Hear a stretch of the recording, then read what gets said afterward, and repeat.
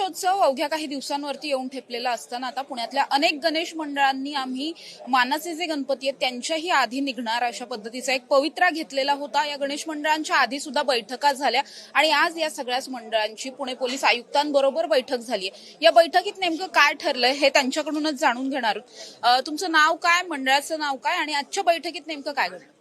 जनार्दन पवळे संघ, काजवापेठ, राकेश डापे। आजच्या आयुक्तांच्या बैठकीत त्यांनी आम्हाला आश्वासन दिलं की हे जेवढे आम्ही त्यांना जे काय आठवडाभरात चाललेलं प्रकारे त्याच्या ह्याच्यात त्यांनी सगळे मुद्दे आमचे लिहून घेतले, आम्हाला समजून सांगितलं की आमच्या सगळ्यांची मिळून एक बैठक घेणार आहेत ते, म्हणजे जे 8 गणपती, बाकीचे इतर प्रमुख आदन बदन जाणारे गणपती, आम्ही सगळे जे 7 वाजता जायचा जो पायंडा धरलेला आहे त्याच्यानंतर आम्ही 2-4 मुद्दे त्यांना सांगितले की बाबा तुम्ही 12 वाजताचं मिरवणूक 5 गणपतींची संपवली तर 1 ते आम्हाला 10 पर्यंत इतर मंडळांना वेळ दिला, 10 नंतर इतर 3 मंडळ जे नेहमीप्रमाणे येतात त्यांना जर दिली यायला चान्स तर ते बरं होईल। ते म्हणले आम्ही सगळ्यांशी बोलून त्याच्यानंतर ट्रॉफिकचे मुद्दे, त्याच्यानंतर गणेश उत्सवात असलेल्या सुविधा, ह्या 2-4 गोष्टीची चर्चा झाली। त्यांनी सकारात्मक आम्हाला प्रतिसाद दिला की म्हणली सगळ्यांना विश्वासात घेतल्याशिवाय आम्ही कुठलाही निर्णय तुम्हाला असं देऊ शकत नाही। तर आमच्या मनात जी खतखत आहे की नक्की काय होणार आहे काय नाही, तर आम्ही त्यांना विचारलं की 2 वर्षापूर्वी जे आलेले दगडूशेठ त्यांनी सांगितलं मग ते कसे आले का आले, मग त्याच्यावर पण चर्चा झाली, ते पण आम्ही त्यांना सविस्तर सांगितले। आता ह्याच्यात मूळ मुद्दा म्हणजे टिळक पुतळ्यापासून जे गणेश मंडळ येतात मानाची, तर त्यांनी तिथनं आरती करून फक्त त्यांचा गाडा तिथं समाधान चौकात घेऊन यावा आणि ढोल पथक समाधान चौकातनं सामील करावं, म्हणजे अजून आणखीन वेळ वाचेल आणि बाकीचे मंडळ लवकर पास होतील। पण या सगळ्याच्या नंतर तुमचा जो काही मूळ मुद्दा आहे की लवकर निघण्याचा, या बाबतीत काही चर्चा झाली आहे का? केवळ लवकर निघायचं झालं तर मानाच्या गणपतींबाबतची पण त्यांची सुद्धा म्हणजे तशी परवानगी घ्यावी लागेल? नाही, अशी परवानगी घेण्याची गरज नाही। ते मानाच्या गणपतींचा आम्हाला मान मोडायचा नाहीये, त्यांनी फक्त वेळेचं बंधन पाळावं एवढीच आमची इच्छा आहे। वेळ जर त्यांनी लवकर काढली मिरवणूक तर संपूर्ण पुणे शहरातील गणपती 12 वाजेपर्यंत विसर्जन होईल, हे आमचं मत आहे। आणि आम्ही हेच सांगतोय की त्यांनी जर वेळ पाळली, त्यांनी त्यांचा लवाजमा कमी केला तर आज पुण्यातील सर्व गणपतींचं विसर्जन 12 वाजेच्या आत होईल, हे आमचं ठाम मत आहे। मानाच्या गणपतींना जो काही वेळ लागतो त्यापेक्षाही जास्त त्याच्यानंतर जे 2-3 गणपती येतात, मोठे गणपती थोडक्यात आपण म्हणू शकतो पुण्यातले, त्यांना त्यापेक्षाही जास्त वेळ लागतो कारण गर्दी जास्त असते, मॉब जास्त असतो। त्यावरती तुमचं काय म्हणणं? नाही, नक्कीच लागत असेल वेळ जास्त, पण काय होतं माहिती का, त्या सुरुवातीच्या 5 मंडळांना 8 तास दिले जातात आणि बाकीच्या 200 मंडळांना 8 तास दिले जातात। हा कुठेतरी काहीतरी समानता व्हायला पाहिजे याच्यात। तर ते 8 तासांना त्यांना एवढा वेळ लागतो, आमच्या हरकत त्यांनाही वेळ लागू दे ना। जर आम्हाला लक्ष्मी रोडला आल्यानंतर आमचं मंडळ अर्धा ते 1 तासामध्ये अलका टॉकीज चौकात पोहोचतं, मग त्यांना 8-8 तास का लागतात ना मंडळांना पोहोचायला? तर सर्वच मंडळांनी एकोपाची भावना घेऊन तर निर्णय घेतले आणि सगळ्यांनी एक पथक लावून जर पुढे गेले तर प्रत्येक मंडळाला अर्धा तास खूप झाला। हा, समाधान चौकात अलका टॉकीज चौकात पोहोचेपर्यंत एक पथक असेल थांबून करणार तरी काय ना, ते तरी तर सगळेच पुढे गेले वेळेवरती। तर जी मिरवणुकीच्या वेळी 38 तास 36 तास लागतात ती 24 तासात संपेल, सगळ्यांनाच घरांचा फायदा होईल। असाच निर्णय आता घ्यावा लागेल। आता आपण बघतोय की डीजे मुक्त गणेशोत्सवाचा नारा दिला जातोय, दुसरीकडे ढोलपथकं सुद्धा कमी करा असं म्हटलं जात आहे। तुमची या सगळ्यावरची भूमिका काय? किती ढोलपथकं लावायला? ढोल पथक प्रत्येक मंडळाने एकच लावलं पाहिजे आणि डीजे मुक्तचं कसं आहे, डीजे मुक्तला एवढे मंडळ सहमत होणार नाही। डीजे मुक्त हा विषय चांगला आहे, पण डीजेवर जर कधी भक्तिगीतं लावून जर ती मिरवणूक नेली, अश्लील गाणी, येडेवाकडे डान्स, ट्रॅक्टरवर नाचणे, तर ह्या गोष्टीला कोणी विरोध करणार? म्हणजे आम्हाला पण ती गोष्ट न पटण्यासारखी। पण तिथं डीजे लावण्याचा प्रकार म्हणजे काय, हे मिरवणुकीच्या ह्याच्यानी म्हणजे जो नंबराचा प्रकार आहे, इच्छा नसताना ते डीजेचा वापर करायला लागतो आमच्यासारख्या मंडळांना, की आम्हाला ते माहिती की नको ते डीजे, पण तिथं नंबराचा जो प्रकार चालला ना त्याच्यामुळे तो डीजेचा आसरा काय काय मंडळांना घ्यायला लागतो त्यांची इच्छा नसताना। त्याचा एक विचार केला पाहिजे की जर लाईन सुरळीत असेल तर आम्ही सुद्धा पारंपरिक वाद्य घेऊन येऊ शकतो ना, की जर तुम्ही एखादं मंडळ त्या डीजेच्या मध्ये टाकलं आणि ते हल्लंच नाही तर ते मंडळ काय करणार तिथं नुसतं थांबून? वांदी होणार ना। मग त्याच्यावर डीजेचा अर्थ वेगळा होतो ना। डीजे मुक्त म्हणजे कसं सगळ्यांनी बंद करून अशी गाणी हे नाही, पण तिथं जे नंबर भेटतात आम्हाला लक्ष्मी रोडला, तर आम्ही पारंपरिक वाद्य लावलं तर पारंपरिक वाद्य हे समाधान चौकातनं वाजलं जाते।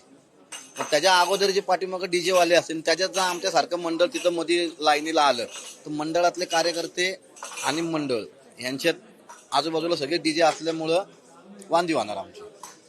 काय सांगाल एकंदरीत आता जो काही निर्णय होतोय त्यावरती मानाच्या गणपतींचे जे काही पदाधिकारी असतील किंवा त्यांचे जे भाविक आहेत जवळपास राहणार आहेत त्यांच्यामध्ये कुठेतरी एक नाराजी असू शकते या बाबतीत असं वाटतं? अजून याचा कुठेतरी फटका बसेल? अजून याच्यावर निर्णय झालेले नाही. आयुक्तांना आम्ही तेच सांगितलं की तुम्ही एकत्रित बैठक घ्या. होत आहे काय, आमचा निर्णय काय, त्यांचा निर्णय काय, याच्यावर सुवर्णमध्ये कधीच निघू शकत नाही. एकमेकांची मतं एकमेकांना कळली तर त्याच्यावरती काहीतरी सुवर्णमध्ये काढता येईल.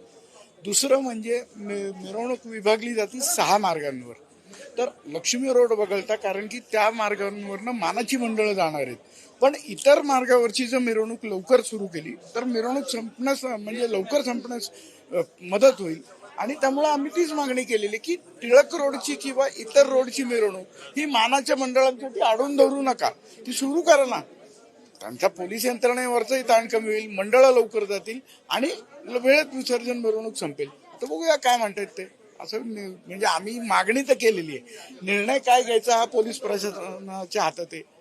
त्यांनी सकारात्मक निर्णय घ्यावा जेणेकरून गणेशोत्सवासारख्या पावित्र्यपूर्ण सणात काही विघ्न येऊ नये. विघ्नार्थाचा उत्सव निर्विघ्नपणे पार पडावा एवढीच आमची मागणी.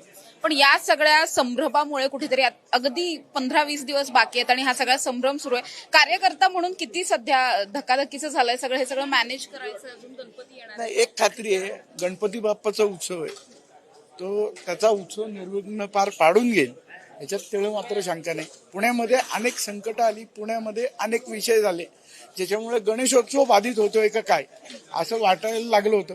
पण दरवर्षीचं आहे त्यामुळे नवीन काही नाही, फक्त परिवर्तन मात्र केलं पाहिजे. आपण किती दिवस त्या रूढी परंपरा याच्या तुंतुणं वाजवत बसणार आहोत. जाऊ दे ना, एखाद्या मंडळाला जायचंय पुढे, लक्ष्मी रोडवरती तर मानाची मंडळ आहेत, टिळक रोडवाल्यांनी काय लाईन लावून थांबावं, जाऊ देत ना त्यांना. किंवा केळकर रस्त्यावरची मंडळी, कुमठेकर रस्त्यावरची मंडळी कर. शहरामध्ये अनेक ठिकाणी गणपती मंडळं बसतात, सगळेजण थांबतात का हो कसबा गणपतीसाठी? नाही. आता समजा खडकीमधलं मंडळ आहे, ते वाट बघणार आहे का कसबा गणपती विसर्जन झाल्यानंतर आम्ही ते काढतातच ना. हा जगाचा नियम आहे आणि कोणाचं राट काढ कोणामुळे आडत नाही. मान जरूर मिळायला पाहिजे. पाचही मानाची मंडळी, सगळी मंडळं मानाची आहेत, पण त्यांनी त्यांचा मान हा घेतला पाहिजे, हिसकावून नाही घेतला पाहिजे, एवढंच म्हणणं. थँक्यू. नक्कीच आपण बघतोय की या सगळ्याच्या नंतर आता जी आहे ती इतर मंडळांची पुणे पोलीस आयुक्तांबरोबरची बैठक झाली आहे.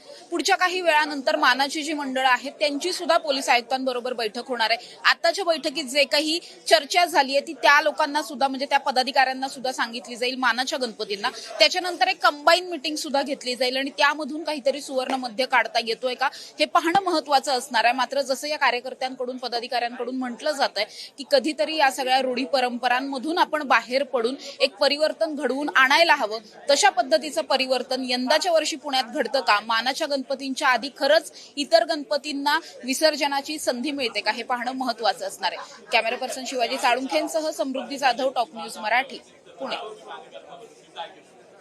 घ्या परदेशात भरारी, तेही सर्वसामान्यांना परवडणारी. 1 रुपया भरा आणि थायलंडमध्ये फिरा. सचिन इंटरनॅशनल घेऊन आले आहेत जगातली सर्वात स्वस्त परदेश टूर. पूर्ण 5 दिवसांचं पॅकेज आता फक्त 32,999 रुपयांमध्ये. पॅकेजमध्ये विमान प्रवास, हॉटेल, ब्रेकफास्ट, ट्रान्सपोर्ट आणि प्रेक्षणीय स्थळे. सचिन इंटरनॅशनल 18 वर्षांपासून पर्यटन क्षेत्रातील एक विश्वसनीय नाव. सचिन इंटरनॅशनल सोबत मनसोक्त फिरा. संपर्क 7767989898.